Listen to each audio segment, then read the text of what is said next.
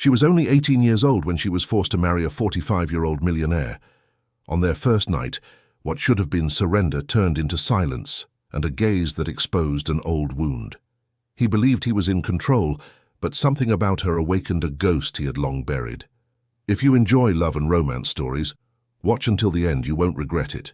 Subscribe to this channel and leave a comment telling us where you're listening to this beautiful story from. Let's continue. She had a saintly name, but she walked like someone carrying broken promises. Claire, at 18, seemed made of mist, of silence, of a purity born not from choice, but from its absence.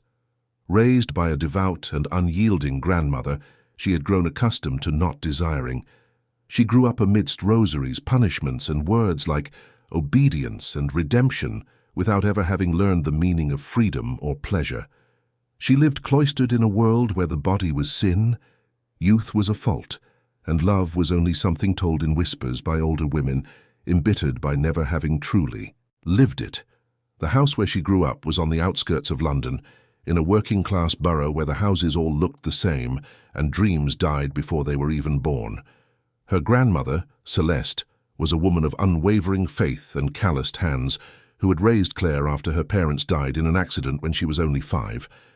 Since then, the girl's life had been a succession of morning masses, nightly prayers, and heavy silences that echoed through the small rooms of the 2-bedroom house.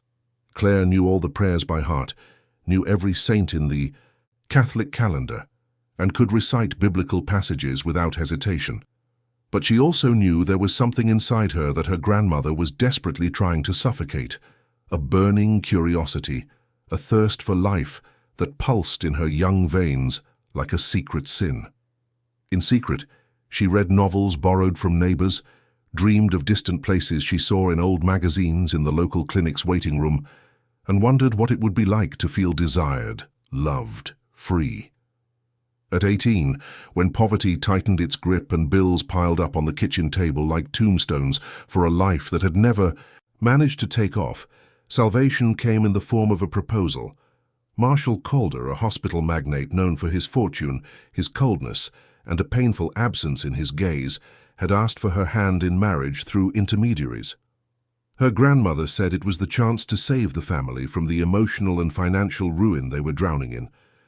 Claire, seeing no other visible paths, simply nodded, as she always had. The proposal had arrived strangely.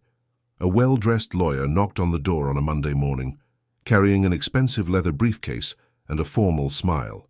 He explained that his client, Mr. Marshall Calder, had learned of the family through mutual acquaintances and was interested in the possibility of a traditional marriage. He offered financial security, a dignified and respectful life. The grandmother, who had never seen so much money at once, wiped her tears on her apron and whispered that it was the answer to her prayers. Claire barely slept that night. She stared at the cracked ceiling of her room, wondering what kind of man this Marshall Calder was. She had searched his name on the neighbor's internet and found only formal photos in financial papers, always in a dark suit, always serious, always alone, 45 years old, heir to a hospital empire, a widower. The reports mentioned his generosity to charities, his sharp business acumen, but nothing about his personal life. It was as if he were a successful ghost, a wealthy shadow who had decided for some incomprehensible reason to marry her. Marshall Calder, at 45, collected silences more than medals. He was the heir to an empire, but he had built his true power behind the scenes of pain. His hospitals were benchmarks in London. His clinics served the city's elite, and his name opened doors in any business circle in the city. He was feared by adversaries, desired by women, and yet utterly alone.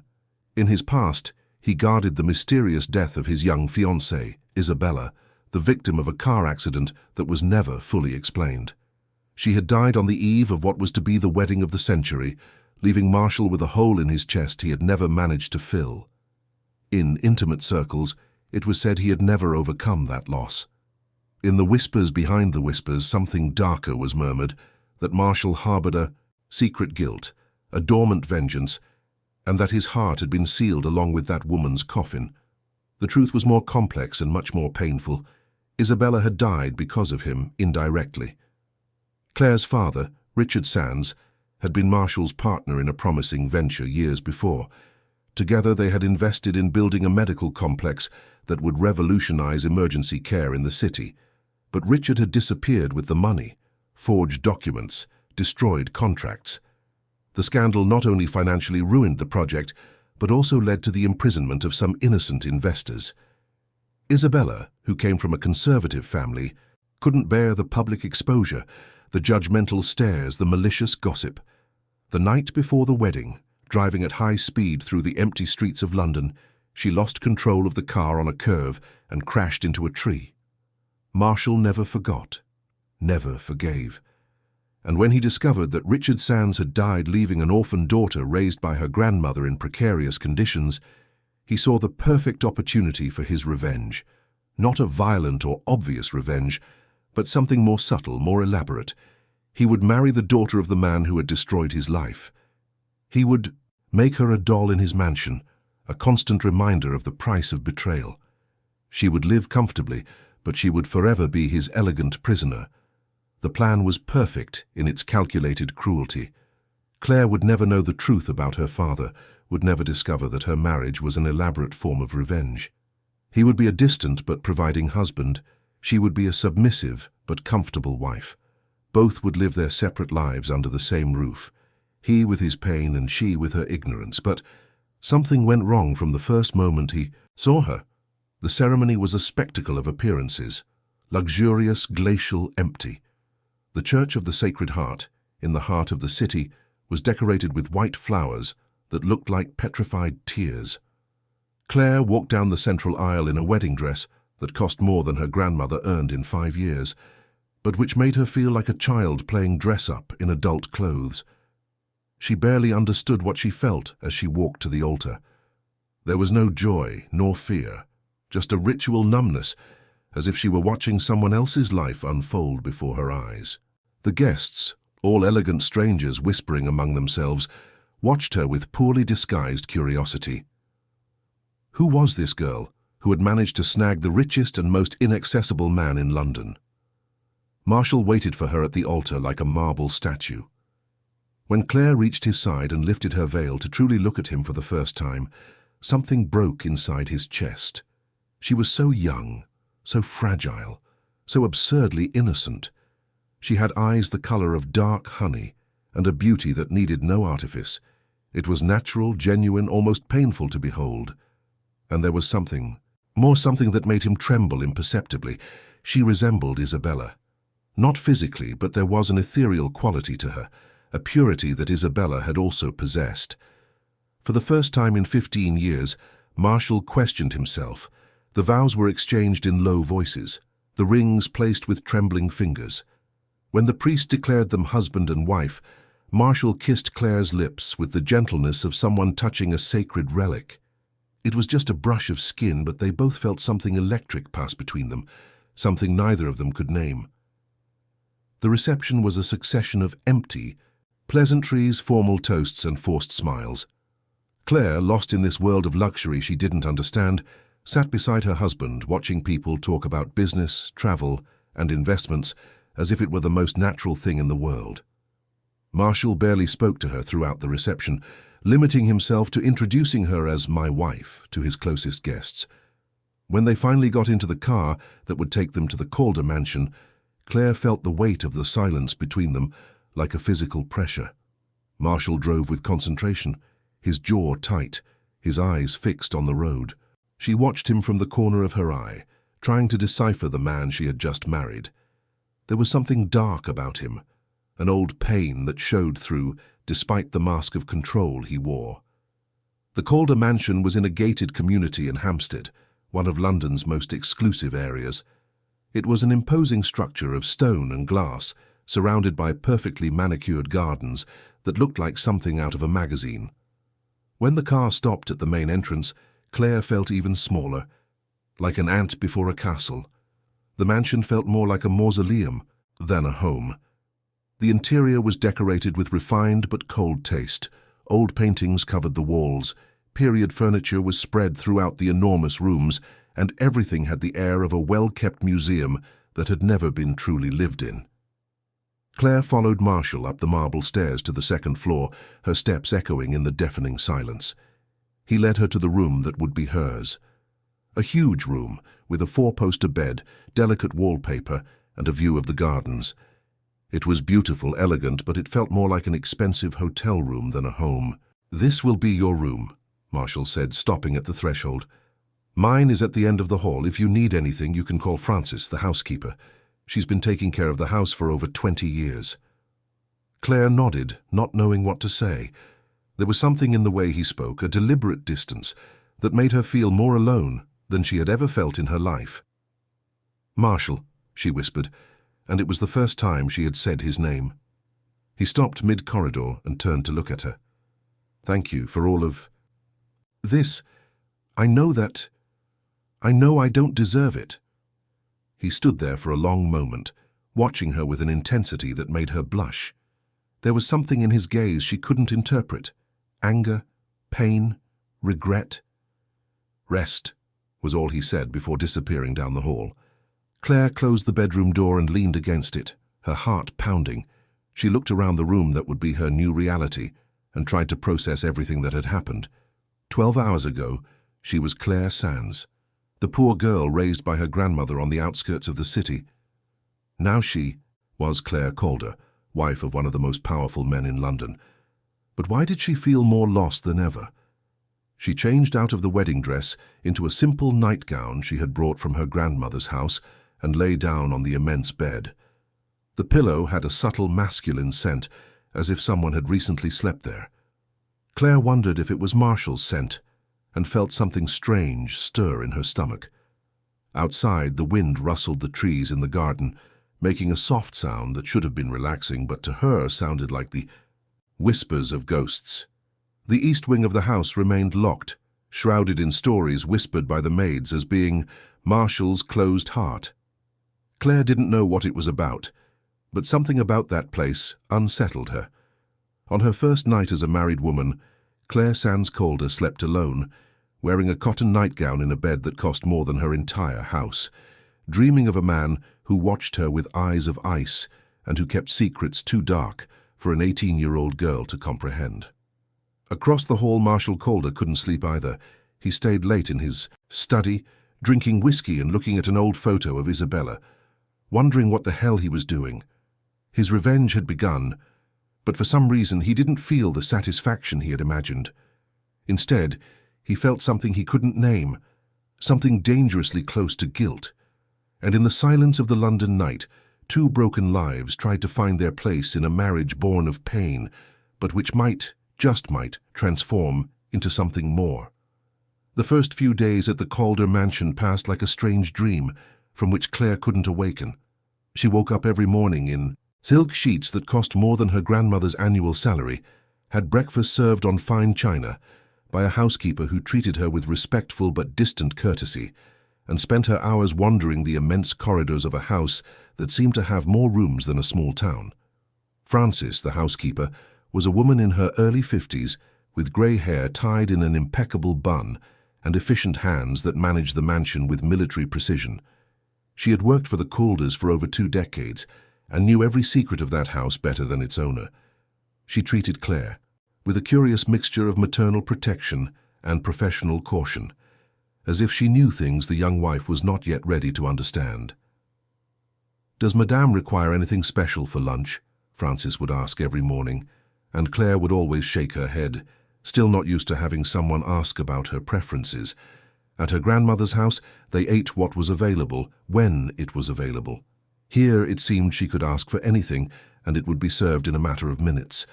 Marshall had been absent since their wedding night. He left early before Claire woke up and returned late after she had dined alone in the enormous dining room that could easily seat 20 people. When they crossed paths in the corridors, he would greet her with a polite nod, ask if she was comfortable, and go on his way as if she were a temporary guest in his own home. This routine of mutual avoidance might have continued indefinitely if Claire hadn't started exploring the mansion. On the third day, she discovered the library. It was a room on the ground floor that took up almost an entire wing, with floor-to-ceiling shelves filled with books in English, French, and Italian. There were first editions of classics, rare encyclopedias, treatises on medicine, philosophy, literature. It was paradise for someone who had grown up reading borrowed novels and old magazines. Claire spent the entire morning there, walking among the shelves like a child in a candy store.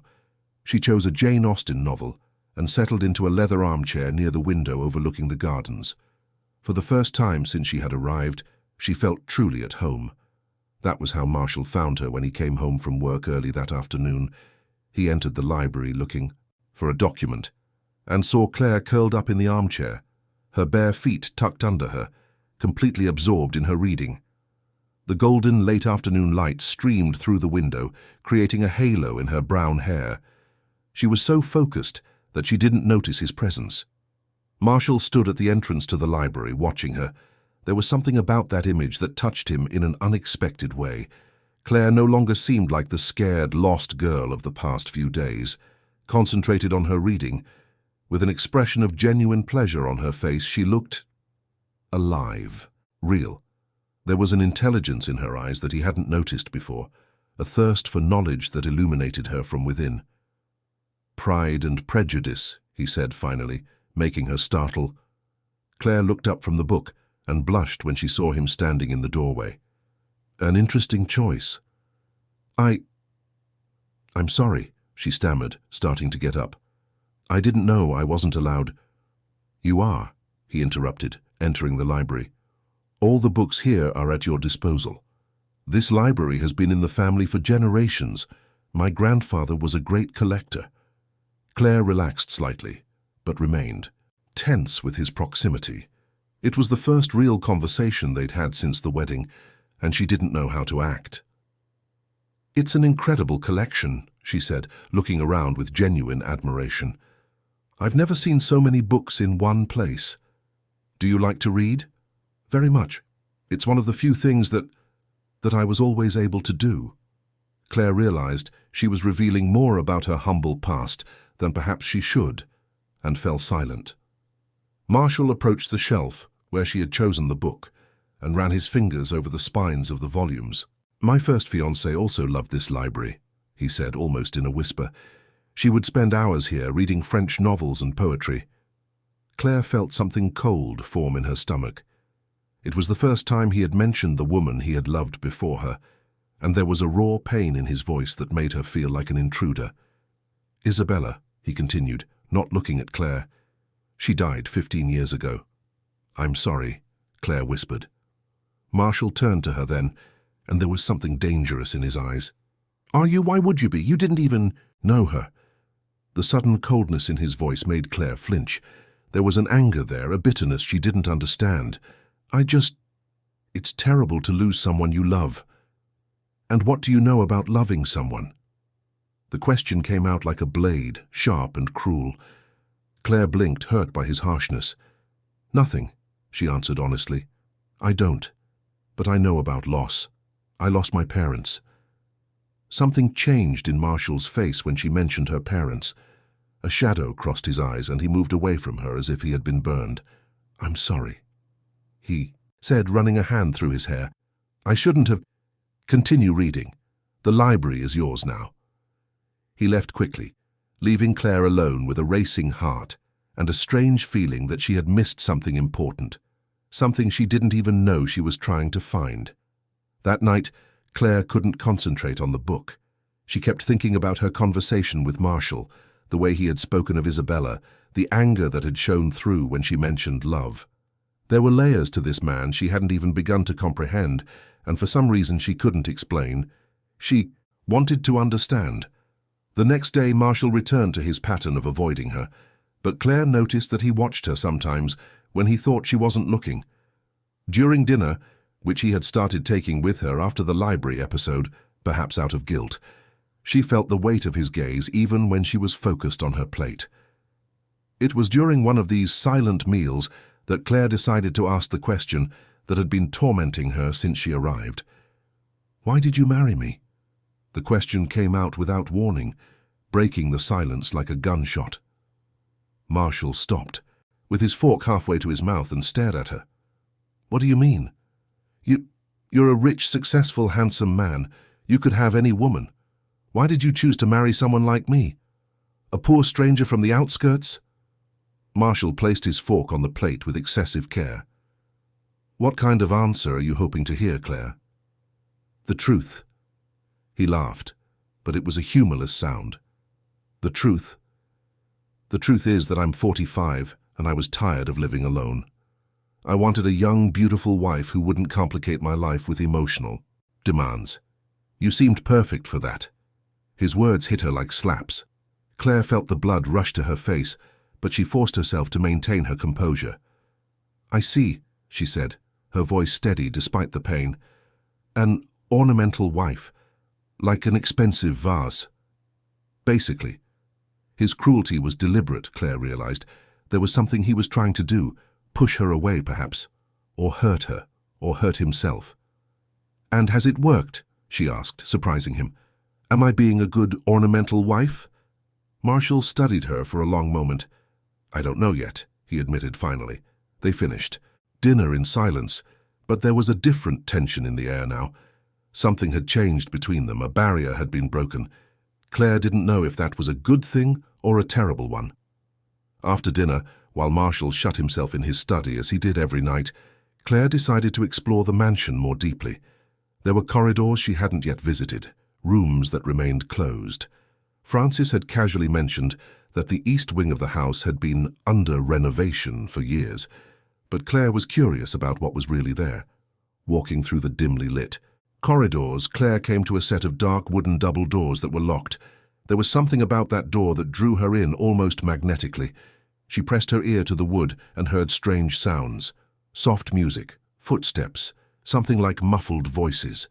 Her heart raced. Was someone in there? She tried the handle, but it was truly locked. She looked for a key in the nearby furniture, but found nothing. Her curiosity was turning into an obsession when she sensed a presence behind her. "What are you doing here?" Claire spun around and found Marshall standing at the end of the hall, his face dark. "I was just exploring the house," she said, trying to sound casual. "This wing is closed." He approached her with measured steps. "For a good reason." "What reason?" "It's none of your business." His curtness awakened something rebellious in Claire. "I'm your wife, this is my home now too. Why can't I know what's in here?" "Because I don't want you to know." He was very close now, close enough for her to feel the warmth of his body. "Some places are private, Claire. Some secrets should remain buried." "What secrets?" Instead of answering, he took her arm firmly, not violently but with authority, and led her back down the hall. "Go to your room," he said when they reached the stairs, "and don't come back here." But Claire was no longer the obedient girl she had been raised to be.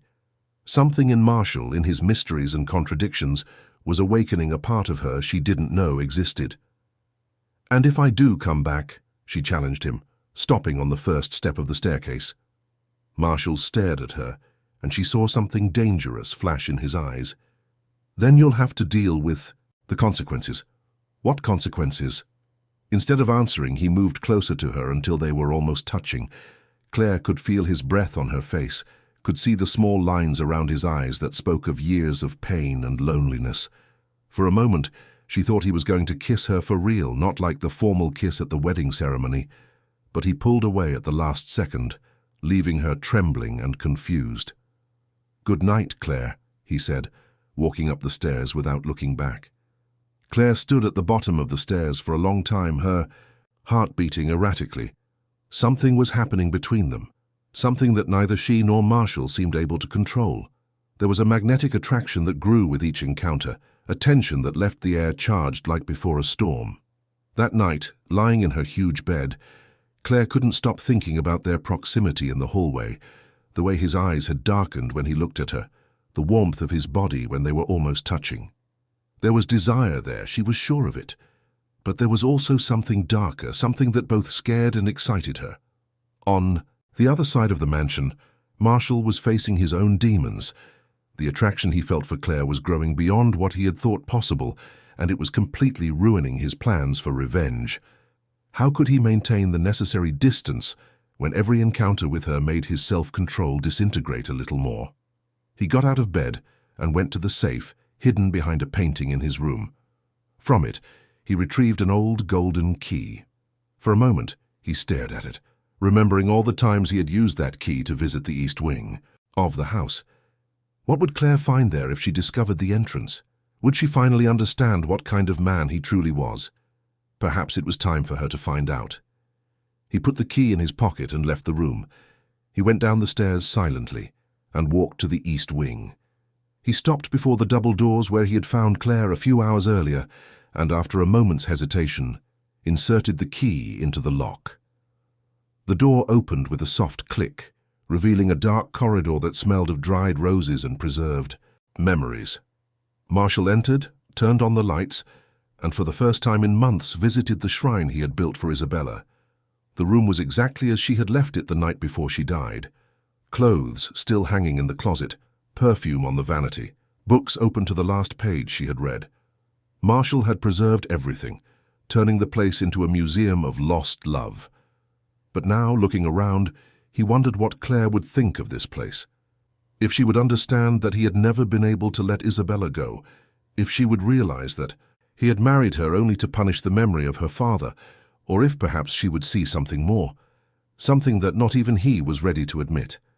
He picked up a picture frame from the bedside table, a photo of Isabella smiling on a beach on the Amalfi coast, happy and alive and completely oblivious to the tragic fate that awaited her. For years he had looked at that photo and felt only pain. Now he felt something different, something like liberation. It was impossible. He had sworn never to forget, never to forgive, never to move on. But Claire was changing everything, without even knowing she was doing it. Marshall put the photo away and left the room, locking the door behind him. He climbed the stairs slowly, stopping in front of Claire's bedroom door. He could hear her soft breathing through the wood. She was sleeping. For a crazy moment he considered going in, considered lying down next to her, touching her face, confessing everything, telling her about Isabella, about the revenge, about how she was destroying all his plans simply by existing. But he didn't go in. Instead, he stood in the hallway until he was sure she was sound asleep, and then he went to his own room where he spent the rest of the night awake, fighting against feelings he had sworn never to have again. The next morning, Claire found something unexpected slipped under her door. The golden key to the east wing of the house, accompanied by a note in elegant handwriting. Some secrets are ready to be discovered. M. Claire held the key with trembling hands, feeling that she was about to open much more than just a locked door. Claire stared at the golden key for almost an hour, before finding the courage to use it. She was sitting on her bed, still in her nightgown, the heavy key in her hands, and Marshall's note beside it. Some secrets are ready to be discovered. What did that mean? Why had he changed his mind so drastically? The night before he had forbidden her from approaching the east wing with a vehemence that bordered on aggression. Now he was handing her the key like a poisoned gift. Francis brought breakfast as usual, noticed the key in Claire's hands but made no comment. She only said that Mr. Marshall had left, early for a business trip, and wouldn't be back until the next day. Claire wondered if he had left precisely so he wouldn't be present when she discovered whatever was kept in that forbidden wing. After much hesitation, Claire dressed in a simple dress and went down to the east wing. Her hand trembled as she inserted the key into the lock of the double doors. The click of the mechanism opening sounded like a gunshot in the morning quiet. Claire pushed the doors open slowly and was met with a dark corridor that exuded a sweet, melancholic scent, like roses that had long since withered. She turned on the lights and walked down the hall, noticing several doors along the walls. The first one she opened revealed a room that took her breath away. It was a woman's bedroom, clearly preserved as if its owner were to return at any moment. Dresses hung in the closet with labels from Parisian designers. Shoes were organized by color. Jewelry was scattered on the vanity as if it had been worn the night before. Claire entered the room as one enters a temple. Everything in it breathed femininity, elegance, and money. But there was something more, a palpable melancholy that permeated every object, every corner. On the bedside table she found a framed photo, a beautiful blonde woman, smiling radiantly next to a younger Marshall. Isabella. The entire room was a shrine dedicated to the dead woman. Claire walked among the furniture, delicately touching the objects, trying to imagine what Isabella had been like. From what she saw, she was Claire's complete opposite. Blonde, where Claire was brunette. Sophisticated, where Claire was simple. Born into wealth, where Claire came from poverty. How Marshall must have loved her to preserve every detail of her existence for 15 years.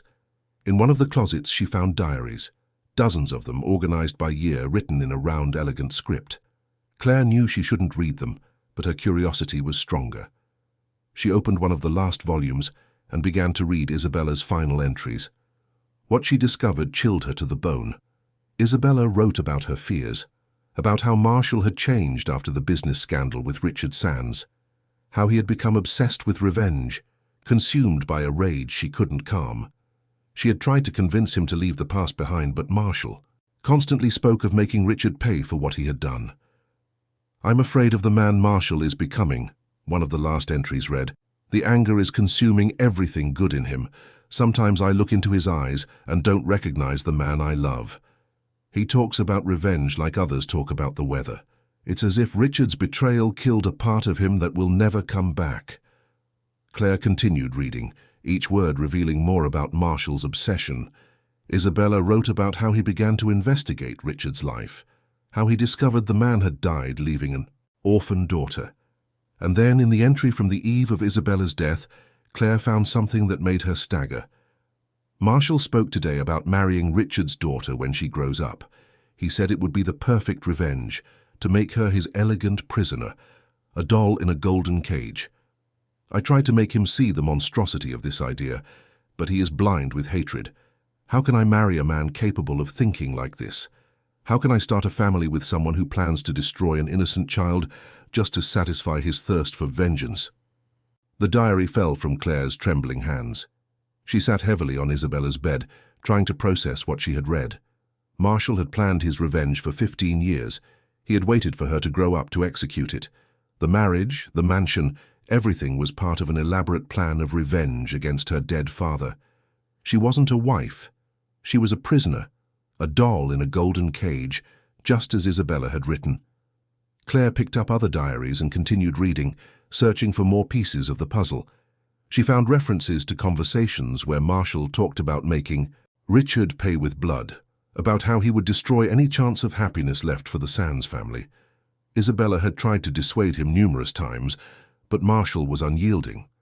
In the last entry of the diary, written just hours before the accident, Isabella revealed a decision that explained her death.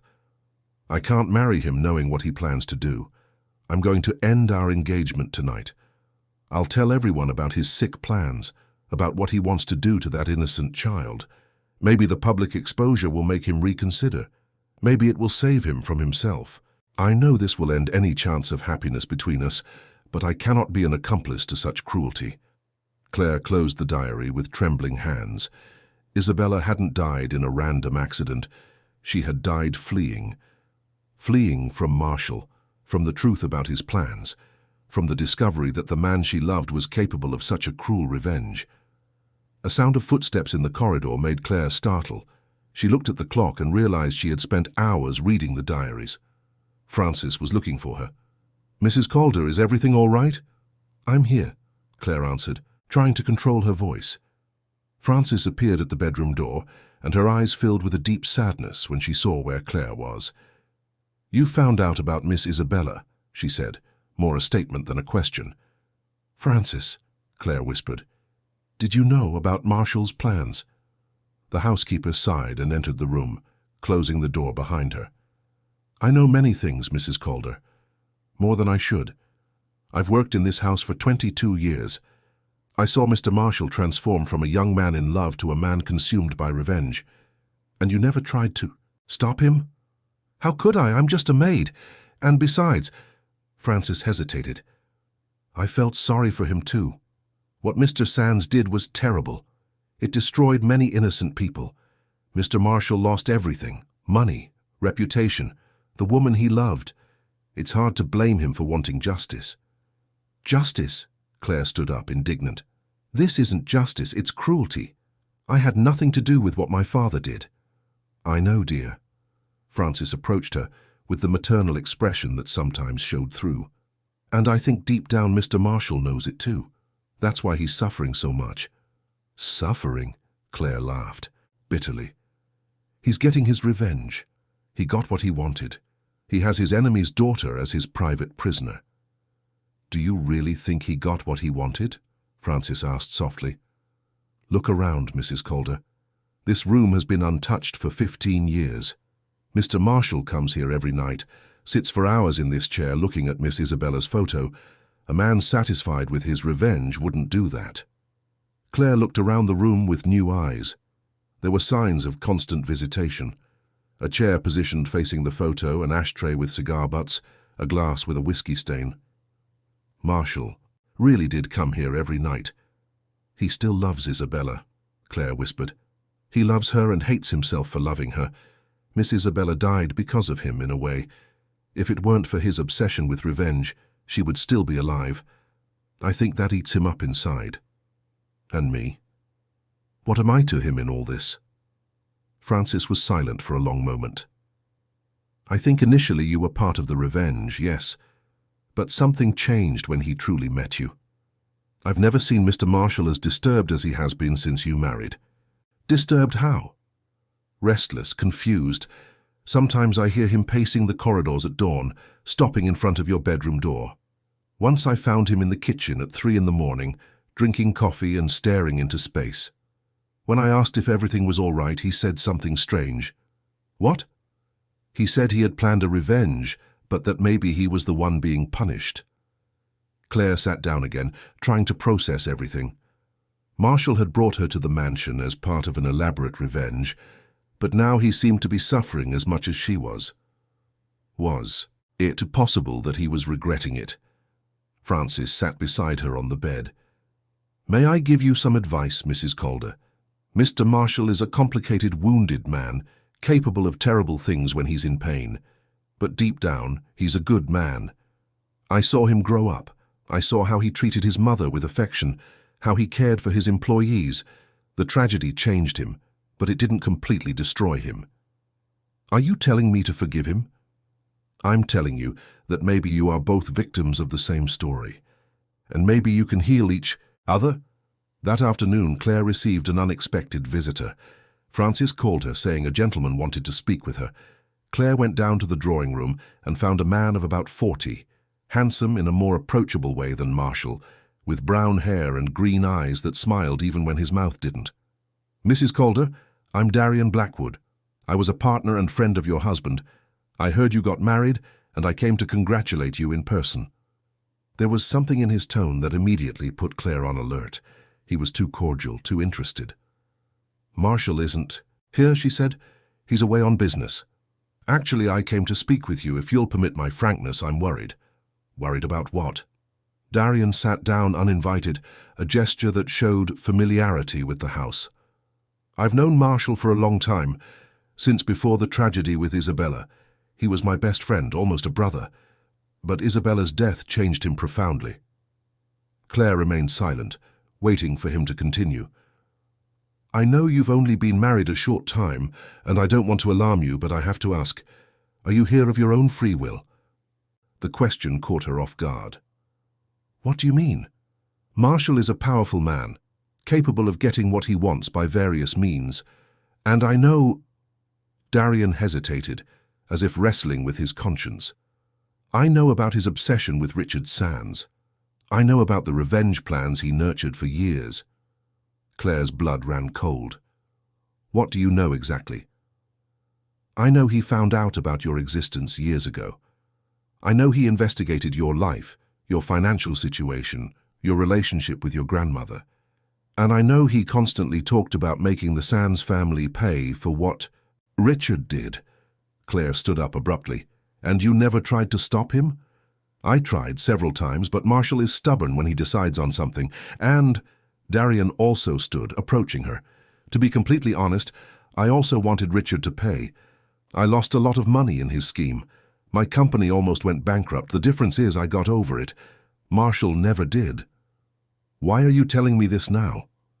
Darian looked at her with a disturbing intensity. "Because I've met you, And you don't deserve to be a pawn in anyone's game of revenge.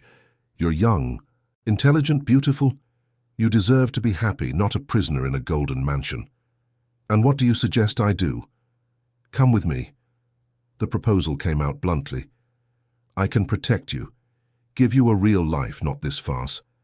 Marshall can be dangerous when he's crossed, but I can keep you safe. Claire stared at him, trying to process the bold proposal. Are you asking me to leave my husband for a man I barely know? I'm offering freedom to a woman who is being used as an instrument of revenge. There was something seductive in Darian's proposal. He represented a way out, a chance to escape the complex web of revenge and obsession Marshall had created. But there was also something that didn't quite convince her. Why would a former partner of Marshall's be so interested in saving her? What did he have to gain? I need to think, she said finally. Of course, but don't think for too long. Marshall returns tomorrow, and the longer you stay here, the harder it will be to leave. Darian handed her a card with his number. Call me when you've made a decision. Day or night, I'll be waiting.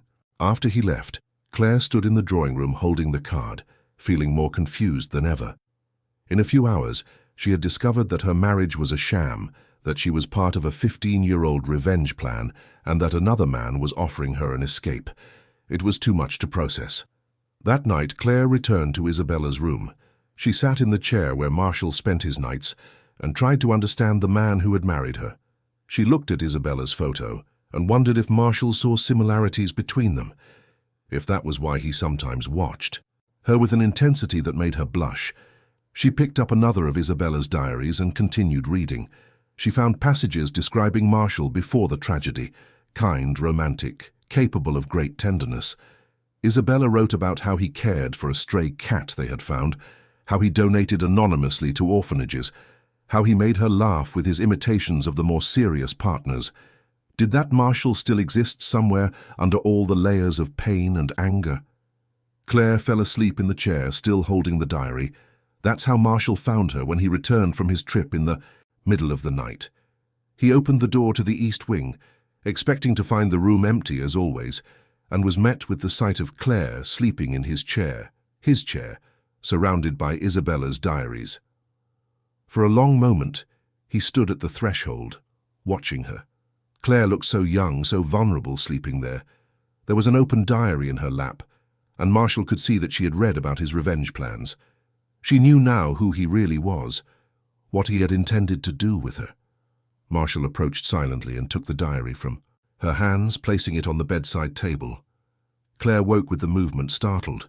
When she saw him standing beside the chair, her eyes filled with a mixture of fear and sadness that hit him like a punch. "You've read it," he said. It wasn't a question. "I have." Claire got up from the chair, trying to maintain her dignity, despite having slept in an uncomfortable position. "I know why you brought me here. I know I'm part of your revenge against my father." Marshall nodded slowly. "And now? What are you going to do?" "I don't know." Claire faced him with a courage that surprised him. "You lied to me from the first day. You married me out of hatred, not for love or even convenience. You made me a prisoner in your own home." "That's true." His brutal honesty disarmed her. Claire had expected denials, justifications, perhaps even anger. She hadn't expected a calm acceptance of the truth. "Why are you telling me this now?" she asked. "Why did you give me the key to this room?" Marshall was silent for a long moment, looking at Isabella's photo. "Because something went wrong," he said finally. "You were supposed to be just a piece on my board, a pretty doll I would keep as a trophy of my victory over your father. But you...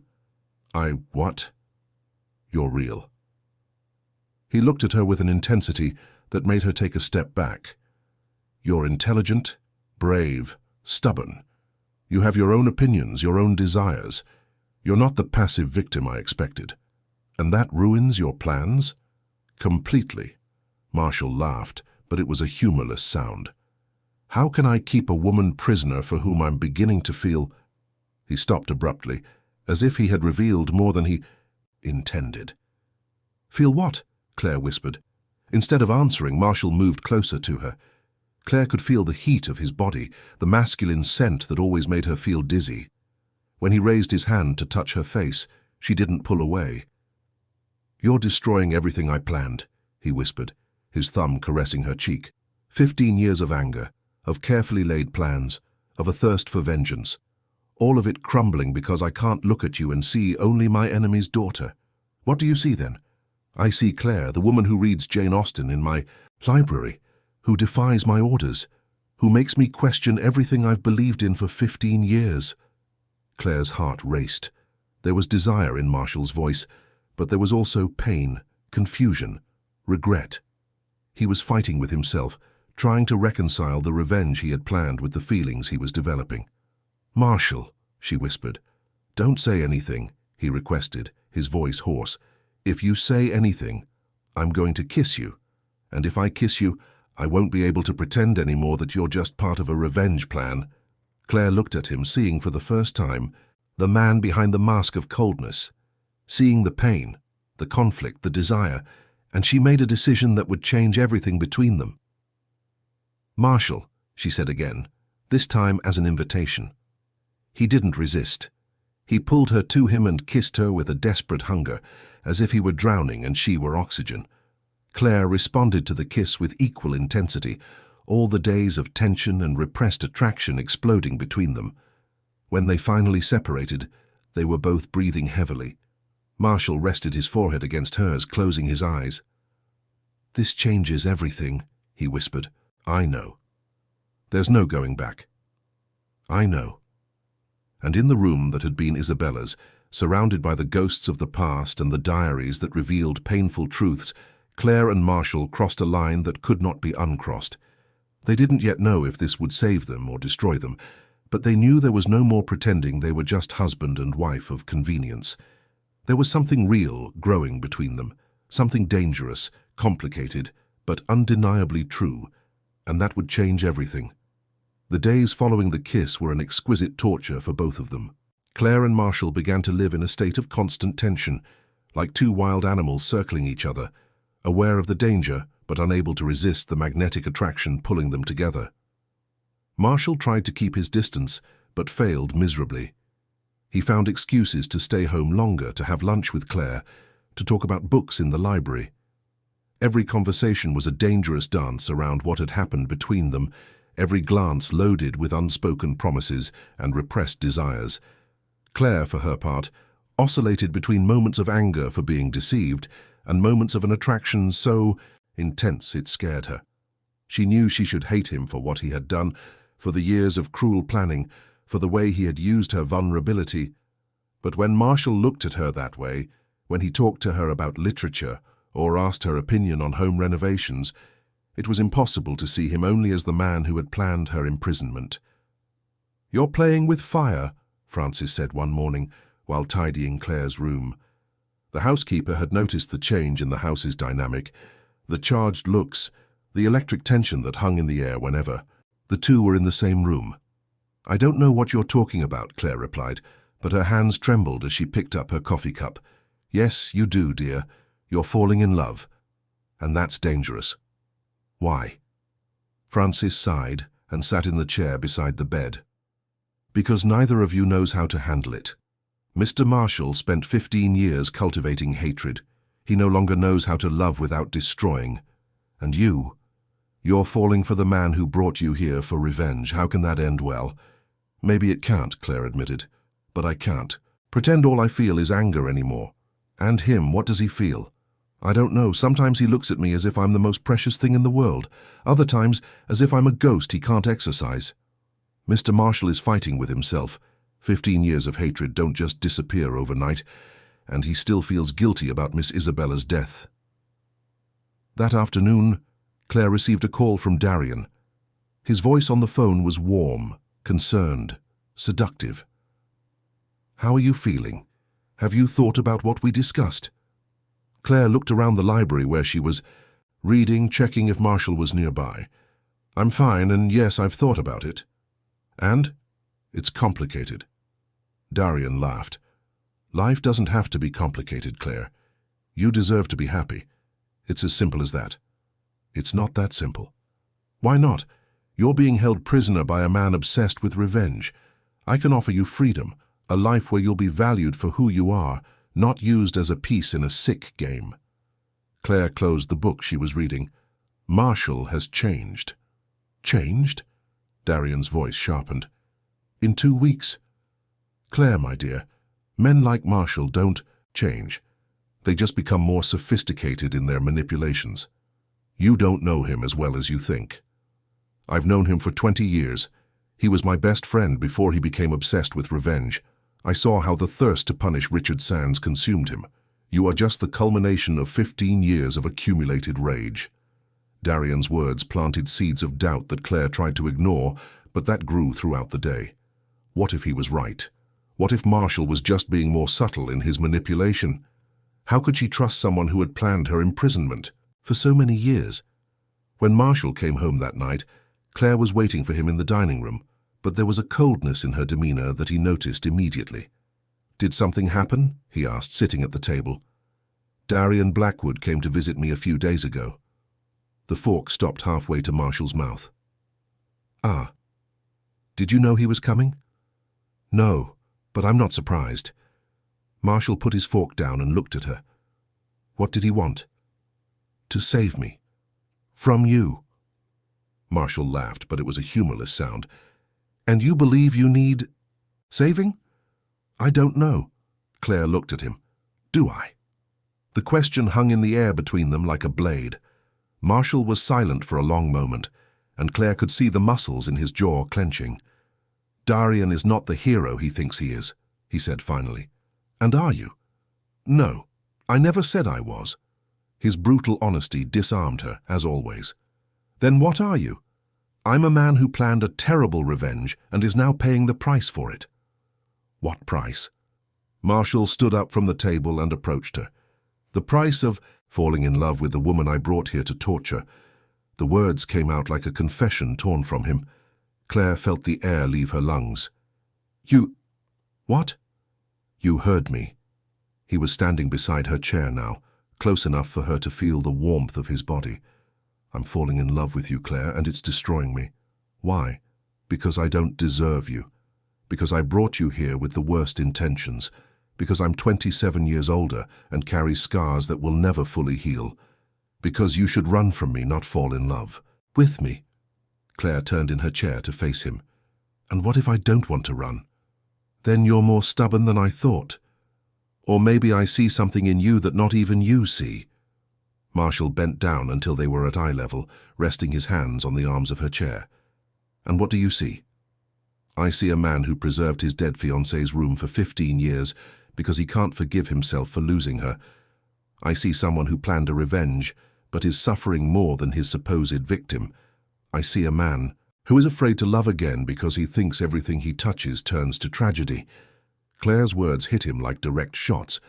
Marshall closed his eyes, fighting the emotion that threatened to overflow. "Claire. And I see someone who looks at me as if I could save him from himself. And maybe I can. Maybe we can save each other." Marshall opened his eyes, and she saw unshed tears. "You don't understand. I killed Isabella, not directly, but my choices led to her death. How can I love you knowing I'm capable of destroying everything I touch? Isabella chose to drive that night. She chose to run instead of staying and fighting for you both. You didn't kill her, Marshall. Life killed her. Fate killed her. Her own decisions killed her. You're forgiving me for unforgivable things. I'm trying to show you that maybe it's time you forgave yourself." Marshall kissed her then desperately, as if she were his only chance at salvation, and Claire responded with equal intensity, pouring into that kiss all the confusion, all the desire, all the mad hope that maybe they could build something real from the ruins of revenge and pain. When they separated, they were both breathing heavily. "This is madness," he whispered. "All of life is madness," she replied. "The question is whether we're going to be mad together or apart." That night, for the first time since the wedding, Marshall did not go to Isabella's room after dinner. Instead, he walked Claire to her bedroom door and stood in the hallway, clearly fighting with himself. "Good night, Claire." "Good night." But neither of them moved. They stood there, looking at each other in the dimly lit hall, the tension between them palpable. "Marshall," Claire whispered. "If you ask me to come in, I will," he said, his voice hoarse. "And if I come in, I won't be able to keep the distance I swore to keep." "And what if I don't want you to keep your distance?" "Then we are lost." Claire reached out her hand to him. "Maybe being lost is better than living without finding each other." Marshall looked at her outstretched hand for a long moment. Then he made a decision that would change everything between them. He intertwined his fingers with hers and let her lead him into the room. What happened that night was a revelation for both of them. Claire discovered what it was like to be touched by a man who truly desired her, who knew her body better than she did herself. Marshall rediscovered what it was like to love without the shadow of death hanging over him, what it was like to be reciprocated without reservation or fear. They made love slowly, exploring every touch, every whisper, every moan. Marshall was infinitely careful with her, aware of her inexperience, determined to make it an experience of pure pleasure. And Claire gave herself completely, without shame or hesitation, surprising him with her natural passion. Afterward, lying together in the enormous bed, Claire nestled against Marshall's chest. They finally seemed to have found peace. "What are you thinking about?" she asked, tracing lazy circles on his chest. "About how quickly everything changed. 3 weeks ago you were just part of a plan. Now you are everything." Claire lifted her head to look at him. "Then stop the revenge. Let the past die. Start a new life with me." "It's not that simple." "Why not?" Marshall sighed, running his fingers through her hair. "Because there are still things you don't know. About your father. About how Isabella really died. About—" The ringing of the phone interrupted their conversation. Marshall picked up the cell phone from the bedside table and frowned at the number. "Hello? Marshall? It's Dr. Evans from St. Thomas's Hospital. Your wife asked that we call this number in an emergency." Claire sat up in bed, alarmed. "What is it?" "Your grandmother was admitted a few hours ago. She had a cardiac arrest. She's stable now, but she's asking to see you." Claire jumped out of bed, looking for clothes. "We're going to the hospital now." During the entire drive to the hospital, Claire was silent, squeezing Marshall's hand. She was afraid of losing the only family she had left, but also anxious to see her grandmother. There were so many questions she needed to ask, so many things she needed to understand about her past. Celeste was pale and frail in the hospital bed, connected to several machines but conscious. When she saw Claire, her eyes filled with tears. "My girl," she whispered, "you came." "Of course I came, Grandma. How are you feeling?" "Old, tired, ready to meet your parents?" Celeste looked over Claire's shoulder and saw Marshall standing in the doorway. "Mr. Calder, thank you for taking care of her. She's my wife. It's my duty to care for her." Celeste gestured for him to come closer. "I need to talk to both of you, about the past, about truths I've kept for too long." Claire sat in the chair beside the bed, still holding her grandmother's hand. Marshall stood beside her. "Grandma, you need to rest." "No, dear. This might be my last chance to tell the truth." Celeste took a deep breath, gathering her strength. "About your father. About what really happened." Marshall tensed but didn't move. Away. "Your father wasn't a perfect man, Claire. He made mistakes, made bad choices, but he wasn't the monster some have painted him to be." "He stole money from Marshall," Claire said, looking at her husband. "Destroyed businesses, hurt innocent people." "Yes, he did that, but not for the reasons everyone believes." Celeste looked at Marshall. "Did you know your first fiancé was being blackmailed?" Marshall's blood ran cold. "What do you mean?" Isabella had discovered irregularities in the medical project's contracts. Someone was embezzling money, forging documents. When she threatened to expose the scheme, she started receiving threats. "What kind of threats?" "They said you would be framed, that they would plant evidence to make it look like you were involved in the scheme." Isabella became desperate. She didn't know what to do. Claire looked at Marshall, seeing the shock and confusion on his face. "Grandma, what does this have to do with my father?" "Your father found out what was happening. He found out who was behind the scheme and the threats to Isabella. He tried to gather evidence to expose the truth, but... Celeste paused, breathing with difficulty. But what? Marshall leaned forward. But the person behind. It all was someone you both trusted, someone close. Your father had no choice but to take the blame to protect Isabella and you. Who? Marshall asked, his voice hoarse. Who was behind the scheme? Celeste looked directly into his eyes. Darian Blackwood. The silence that followed was deafening. Claire felt as if the world had stopped spinning. Marshall looked like he had been struck by lightning. That's impossible, he whispered. Darian was my best friend, my partner. He orchestrated everything, Celeste continued, her voice gaining strength. The scheme, the theft, even the threats to Isabella.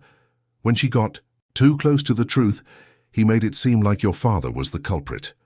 Richard knew that if he exposed Darian, Isabella would be killed, so he took the blame and fled with the remaining money, trying to use it to protect her. Then why did Isabella die? Claire asked. Because she found out the truth anyway. The night before the wedding, she confronted Darian. He confirmed everything, laughed at her, said Marshall would never believe her. Isabella left in despair, trying to get to Marshall to tell him the truth before the wedding. That's when she had the accident. Marshall sat down heavily in the chair, his face as white as paper. 15 years, he whispered. 15 years hating the wrong man. 15 years planning revenge against an innocent person.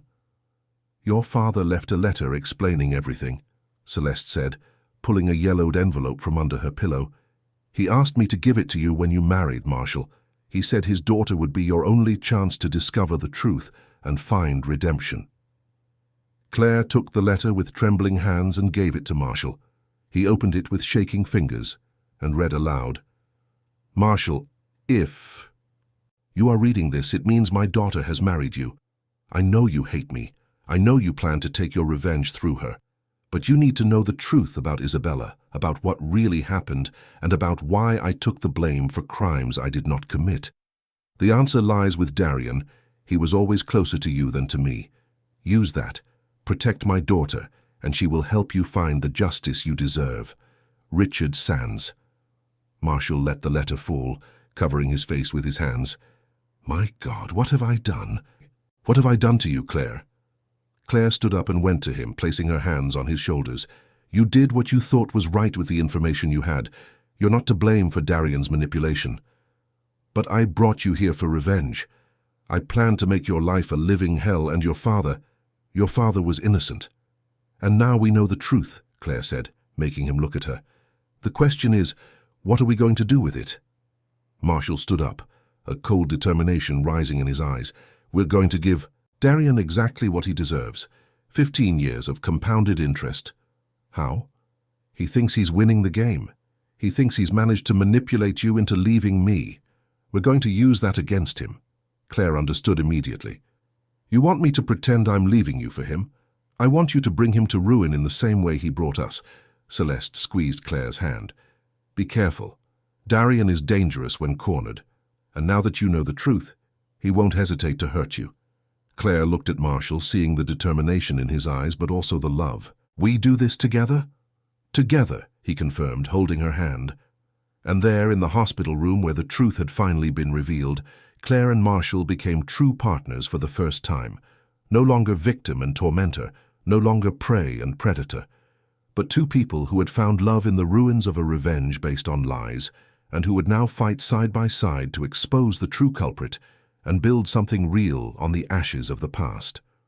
The war against Darian was just beginning, but this time they would not fight alone. The 3 days, following the revelation in the hospital, were a period of intense planning. Claire and Marshall became conspirators, united by a common goal, to expose Darian Blackwood and finally bring justice for Isabella's death and the destruction of Richard Sands' life. But more than that, it was a chance for them to start truly clean, free from the shadows of the past. Marshall had transformed since discovering the truth. The guilt he had carried for 15 years was being replaced by a cold, calculating determination. He knew Darian better than anyone, his weaknesses, his ambitions, his arrogance.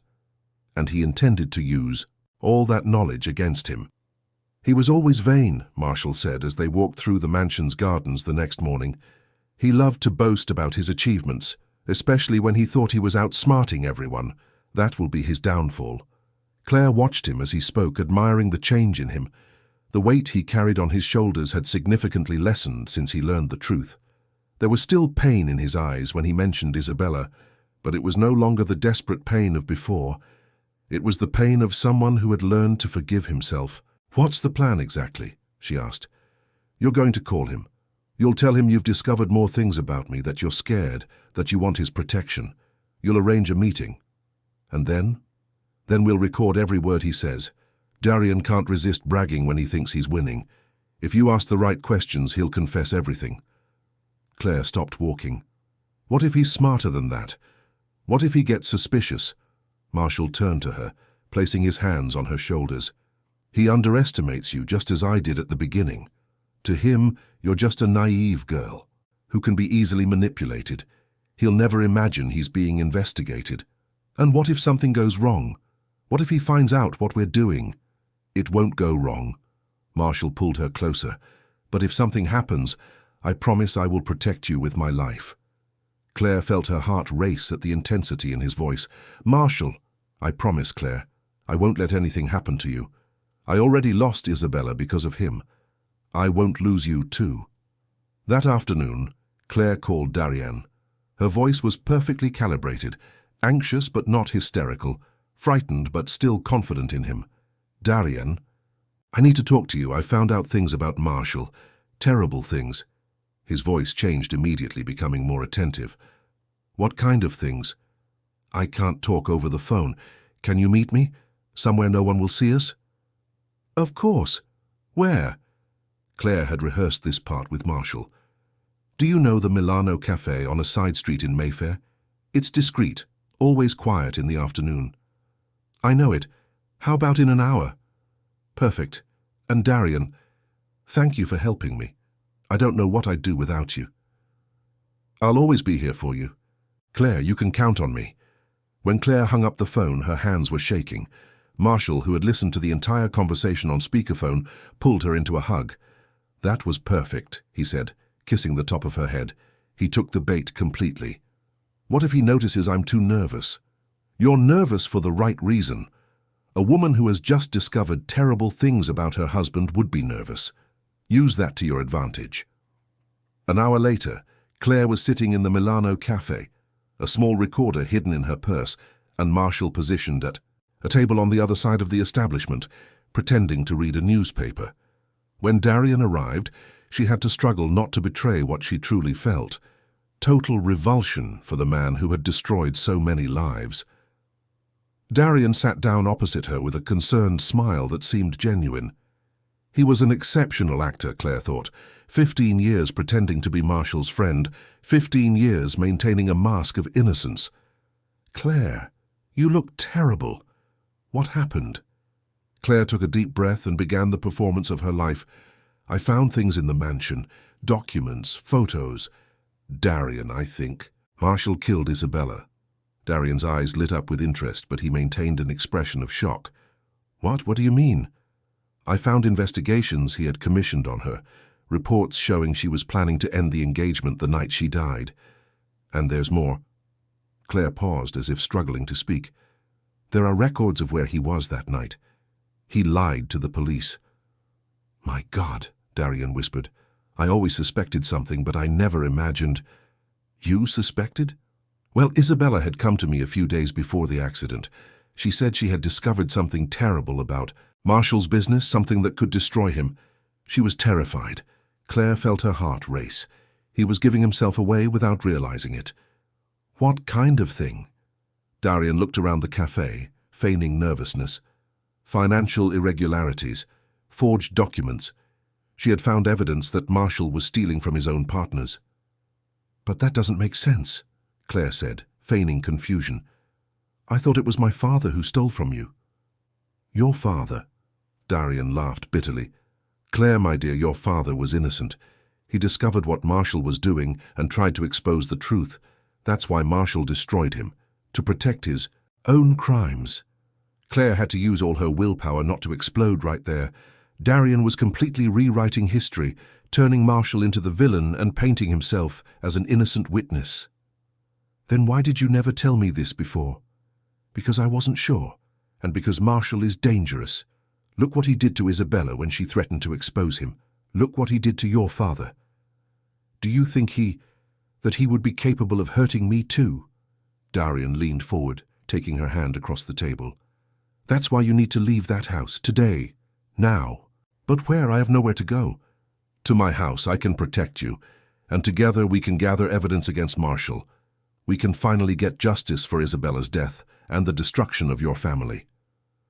Claire feigned hesitation. But he's my husband. A husband who married you only to get revenge on your family. Claire, you have to understand. You were never a wife to him. You are a spoil of war. How do you know that? Darian realized too late that he had revealed too much. He tried to recover. I always suspected, knowing his obsession with your father. What obsession specifically? Well, he always said he would make Richard pay, that he would find a way to destroy any happiness left for the Sands family. Claire pretended to be increasingly agitated. He really said that? To you? Several times. In recent years, he spoke constantly about Richard's daughter, about how she would be the key to his perfect revenge. My God, Claire whispered. So it's true. He really planned all of this. That's why you need to come with me. Now, before it's too late. Claire looked into his eyes, seeing the poorly concealed satisfaction. He thought he had won, that he had finally separated her from Marshall and placed the blame for everything on his old friend's shoulders. Darian, she said, her voice trembling, can I trust you? Completely. Of course you can. Because if I'm going to leave my husband, I need to be sure that the person offering me protection is really who he says he is. What do you mean? I mean that once, when I was reading Isabella's diaries, I found something strange. She mentioned that someone close to Marshall was making threats against her, someone she trusted. Darian's face changed subtly. What kind of threats? Related to her investigations into the financial irregularities, the person said that if she exposed Marshall, he would be destroyed. But the way Isabella wrote, it seemed like she was beginning to suspect that the threats were coming from the very person who was supposedly trying to protect her. Isabella was confused at that time, Darian said quickly. The stress of her discoveries about Marshall was making her paranoid. Maybe. Or maybe she had discovered something else, something about the person who was really behind the crimes she was investigating. Darian grew tense. Claire, where are you going with this? I'm going to the truth. Claire looked at him directly. What if it wasn't Marshall who stole the money? What if it was someone else, someone close enough to have access to everything, smart enough to deflect the blame, and manipulative enough to convince everyone he was innocent? The silence that followed was charged with tension. Darian watched her with a new, dangerous intensity. Are you suggesting that I'm suggesting that maybe Isabella found out who was really stealing, and maybe she died because of it. Darian leaned back in his chair, and his mask finally began to slip. Be careful, Claire. You're treading on dangerous ground. More dangerous than living with a supposed murderer. Much more dangerous. The threat was implicit, but clear. Claire felt fear run down her spine, but also a sense of triumph. She was getting him to reveal his true nature.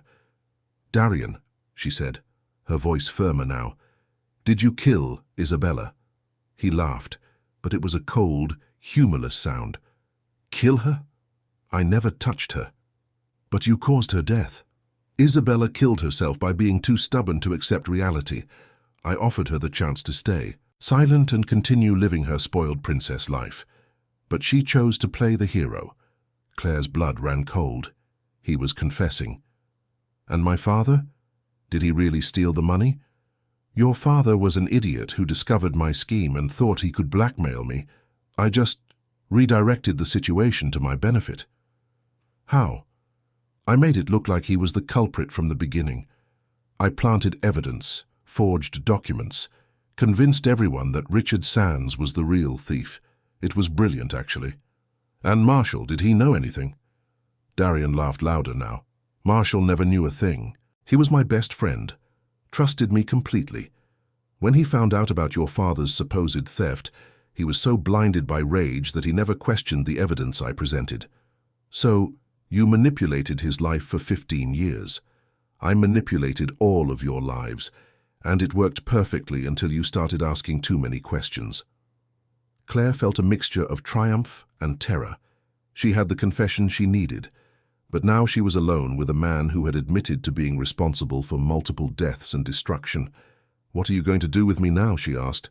Darian smiled, and it was the most frightening thing Claire had ever seen. "You're going to come with me. You'll disappear for a while, and when you come back, if you come back, you'll confirm to everyone that Marshall confessed to killing Isabella before committing suicide. And if I refuse, then you'll meet the same fate as Isabella. Accidents happen, especially to young women who don't know when to stop asking questions." Claire felt panic rise in her throat. Where was Marshall? Why wasn't he intervening? As if reading her thoughts, Darian said, "Your husband can't help you. He had a little accident on his way home today. Nothing fatal, but enough to keep him busy for a few hours." "What did you do to him?" "Let's just say some acquaintances of mine intercepted him. He's safe, for now. But that could change depending on how cooperative you are." Claire stood up abruptly. "I'm going to scream. I'm going to call the police." "And say what? That I'm guilty of crimes that have never been proven? That I have some connection to accidents that happened 15 years ago? My dear, I am a reputable businessman with an immaculate reputation. You are the young, disturbed wife of a man known for his emotional instability." The reality of the situation hit Claire like a slap. Darian had planned everything carefully. He had prepared for the possibility of being discovered. But then she heard something that made her heart leap with relief. Marshall's voice.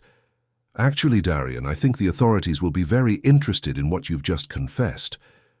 Darian spun around and saw Marshall approaching his table, but he wasn't alone. There were 2 police officers with him and a man Claire recognized as a private investigator. "Marshall," Darian said, trying to regain his composure, "I thought you were indisposed. Your acquaintances weren't very competent. I managed to get away from them and call the police." Marshall approached the table where Claire was sitting. "Besides, every word of this conversation has been recorded and broadcast live to the authorities." Darian looked around the cafe and for the first time noticed the discreetly placed equipment, the people who looked like normal customers but were clearly paying attention to their conversation. "That's inadmissible in court," he said, but his voice was losing its confidence. "Perhaps," said one of the police officers approaching, "but the physical evidence we found in your office this morning is completely admissible. Forged documents, bank transfer records, and most interesting of all, a recorded confession from Isabella on the night she died." Darian's face turned pale. "What confession?" "She recorded the conversation she had with you on the night of the accident. The recording was hidden in her car and was recovered by the original investigation, but filed away as irrelevant evidence. When we presented a new theory of the case based on the information Mr. Calder brought us, we decided to re-examine all the evidence. On the recording, the investigator continued, Isabella confronts you about the theft and the threats, and you confess everything, including your plans to frame Richard Sands and destroy Marshall." Darian looked around desperately, like a cornered animal looking for an escape. But there was no escape this time. "Darian Blackwood," the police officer said, "you are under arrest for fraud, forgery, manslaughter, and conspiracy. You have the right to remain silent." As they read him his rights, Darian looked at Claire with pure hatred. "You think you've won? You think this will give you a happy ending? Marshall is still a broken man. You're still just broken pieces trying to fit together." "Maybe," Claire said, standing up and going to Marshall, who pulled her into a protective embrace. "But at least now we're broken pieces who know the truth. And that's a start." As the police led Darian away in handcuffs, Claire finally allowed the tears to fall. Marshall held her as she cried, for her father, for Isabella, for all the years lost to lies and revenge. "It's over," he whispered in her ear. "It's finally over." "And now?" she asked, looking up at him. What do we do now? Now, Marshall said, wiping away her tears. We start over. For real this time. No secrets, no revenge, no ghosts of the past. Can you do that? Can you let Isabella rest in peace? Marshall looked at her for a long moment. Isabella was trying to protect our love when she died. I think the best way to honor her is to finally allow myself to love again, completely, without reservation. And do you love? Again? I love you, Claire. Not as a replacement for Isabella, not as part of a revenge or a plan. I love you for who you are, for the strength you've shown, for the courage to fight by my side, for the ability to forgive the unforgivable. Claire smiled through her tears. Then let's go home, our home, and let's start our real life. As they left the cafe hand in hand, Claire felt as if she were being born again. The last few months had been a roller coaster of discoveries, pain, passion, and revelations. But now, finally, she and Marshall were free to build something true on the ruins of the past. The truth had prevailed. Love had conquered revenge. And for the first time since it all began, Claire Sands Calder was truly happy. 6 months had passed since the arrest of Darian Blackwood. The trial had been a media circus, exposing all the sordid details of the scheme that had destroyed so many lives. Claire and Marshall had testified together, their hands clasped as they told the full story to the court. Seeing Darian finally sentenced to 20 years in prison had been cathartic for both of them, but the real work of rebuilding their lives was just beginning. The Calder mansion had undergone a complete transformation. The East Wing, which for so many years had housed Isabella's shrine, was completely renovated. Marshall had made sure that Claire was involved in every decision, from the choice of wall colors to the arrangement of the furniture. Isabella's room was transformed into a study where Claire could work on her projects. She had decided to go back to school and was preparing to apply to law school. "I want to help people like my father," she had told Marshall one night as they planned the renovation. "People who have been wronged, who have no voice to defend themselves." Marshall supported her completely, even hiring the best private tutors to help her prepare for her exams. Seeing Claire flourish intellectually was one of the greatest joys of his new life. She had transformed from a shy, repressed girl into a confident and determined woman, with her own opinions and ambitious dreams. On a sunny December morning, Claire was in the library studying when Marshall entered, carrying a tray with coffee and fresh pastries. "Time for a break," he said, placing the tray on the table next to where she was sitting. "Just a few more minutes," she replied without taking her eyes off the books. "I'm almost finished with this chapter. On constitutional rights." Marshall smiled, watching her. It was still hard to believe how much everything had changed. A year ago, he was a bitter man consumed by revenge. Now, he found joy in the simplest things, the sound of Claire's laughter, the way she frowned when she was concentrating, the way she slept nestled against him every night. "Claire," he said, sitting in the chair next to her. "Today is exactly 1 year since we got married." That made Claire stop reading and look at him. 1 year, she repeated thoughtfully. "It feels like a lifetime." "For me, it has been a lifetime of growth, of change, of learning to love for real." Claire closed the book and turned completely to face him. "Do you have any regrets?" "About anything?" "About marrying me. If you could go back in time, knowing everything we know now, would you still make the same choice?" Marshall took her hands in his. "Claire, if I could go back in time, I would change a lot of things. I wouldn't have wasted 15 years hating the wrong person. I wouldn't have planned revenge against an innocent family. I wouldn't have wasted so many years of my life." Claire's heart tightened a little. "But," he continued, "if I changed all that, I might never have found you. And losing you would be the biggest mistake of my life. So yes, even knowing all the pain we caused each other, even knowing the price we paid to get here, I would do it all again. Because in the end I found you and you saved me." "We saved each other," Claire corrected. "Together." Marshall smiled and leaned in to kiss her. It was a sweet kiss, without the desperate urgency of the first months of their relationship. It was the kiss of a man who knew he had time, that his wife would be there the next day and every day after that. "I have a surprise for you," he said when they parted. "What kind of surprise?" Instead of answering, Marshall stood up and held out his hand to her. "Come with me." Claire followed him through the mansion until they reached the garden.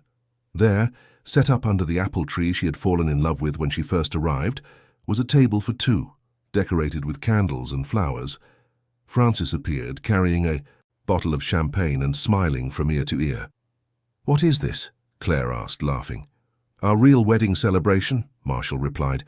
"The first one was a sham. This one is real." Claire felt tears sting her eyes. "Marshall, I know we're already legally married, but I wanted you to know that if I could choose again today, knowing who you really are, knowing who I really am, I would still choose you. Every day for the rest of my life." Francis poured the champagne and discreetly withdrew, leaving them alone under the stars.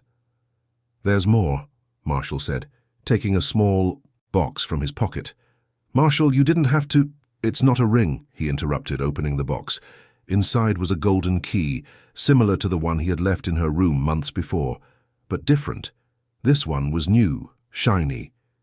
"It's the key to our new house." "Our new house?" "I bought a piece of land in the Cotswolds. We're going to build a house there exactly how you want it. No ghosts, no painful past, just ours." Claire took the key with trembling fingers. "But the mansion, it will still be ours too, but I want us to have a place that is just ours, where we can create our own memories without the shadows of what came before." "And can you do that? Leave London, the business?" "I can work from anywhere.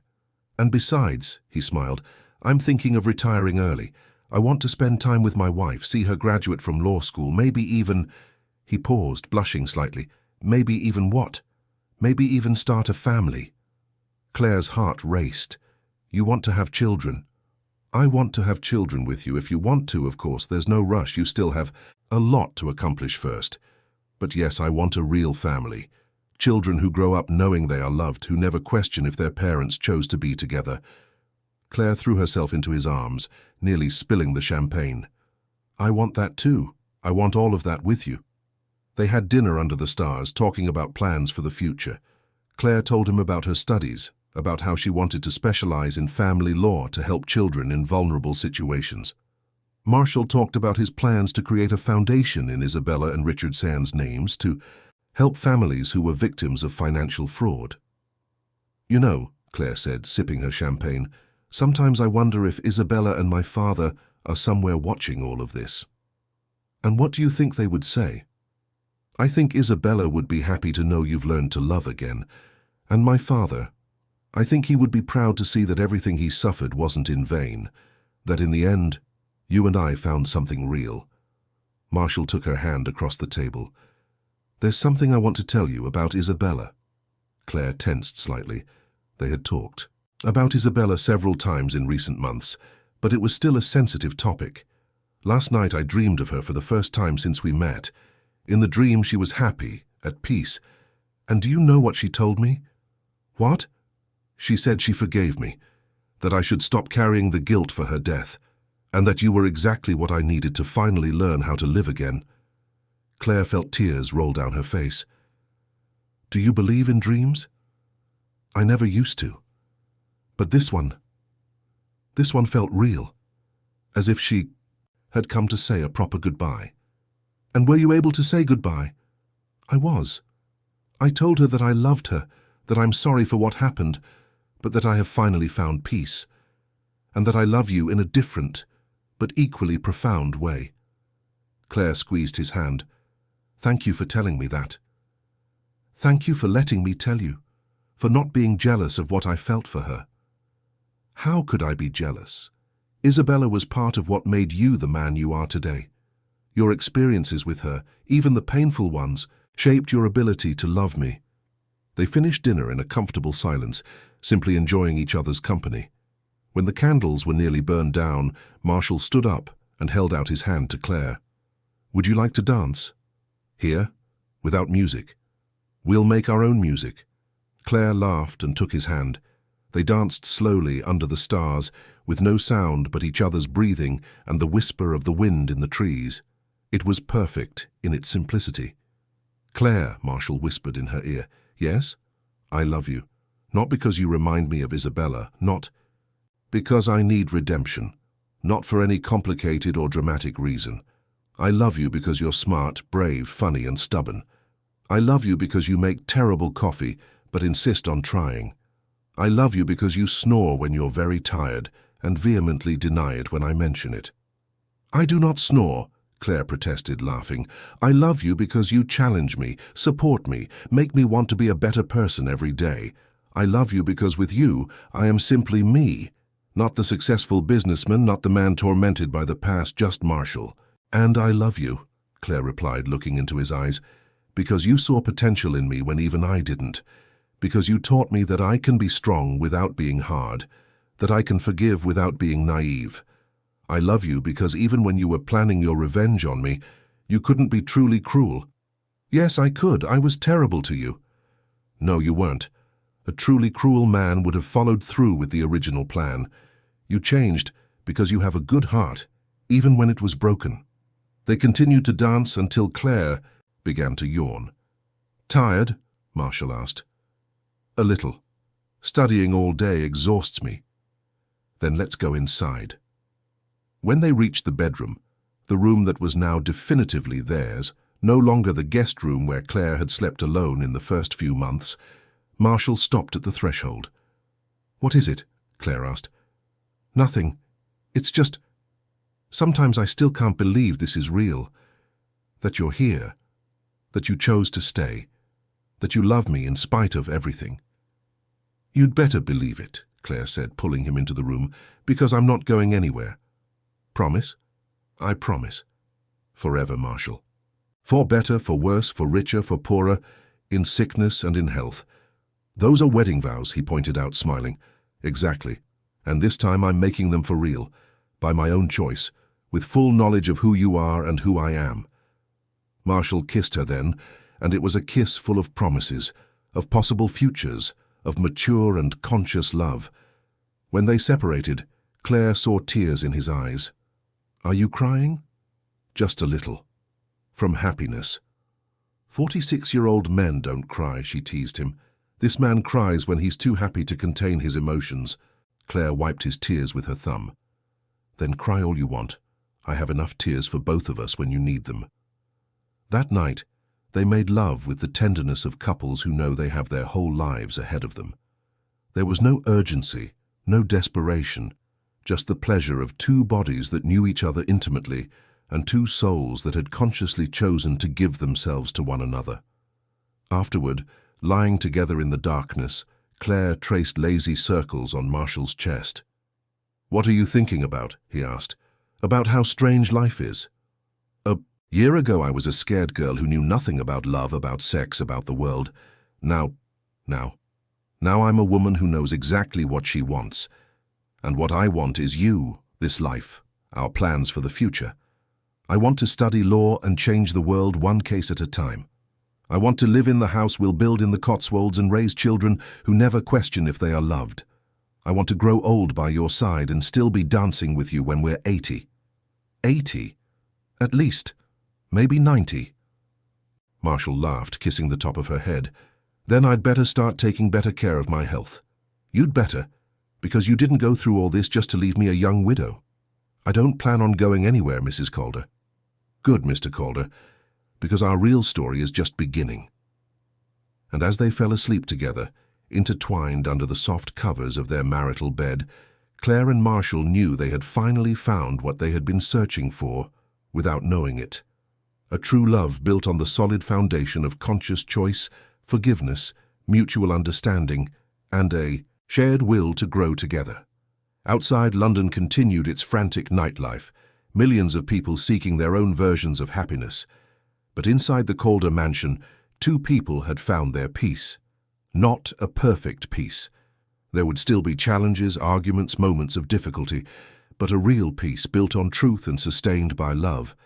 And in the morning they would wake up together for another day of their new life, a life where each day was a renewed choice to love each other, to support each other, to build something beautiful on the ruins of what was once just revenge and pain. Claire and Marshall's story had begun with lies, manipulation, and a thirst for vengeance. But it was ending with the simplest and most powerful thing in the world, true love between two people who chose, despite everything, to trust each other with their broken hearts and their renewed hopes. And that was finally a story worthy of a happy ending. 2 years later, Claire graduated from law school with honors and opened her own practice specializing in family law. Marshall, as promised, established the Isabella and Richard Foundation, which offers free legal assistance to families who are victims of financial fraud. They moved to the house in the Cotswolds, but kept the mansion in London for when they needed to be in the city. The new house was everything Claire had dreamed of, modern, airy, full of light, and built exactly to her tastes. And in the spring of 2026, Sophia Calder was born, a little girl with her mother's dark eyes and her father's determined temperament. The day they brought their daughter home from the hospital, Marshall stood in the nursery, simply watching little Sophia sleep. "What are you thinking about?" Claire asked, putting her arm around his waist. "About how completely life can change. 3 years ago, I was an embittered man living for revenge. Now I have a family, a life worth living." "And do you regret anything?" "Only wasting so much time before I found you." Claire smiled, kissing his cheek. "You didn't waste it. You needed to go through all of that to be ready for me. For us."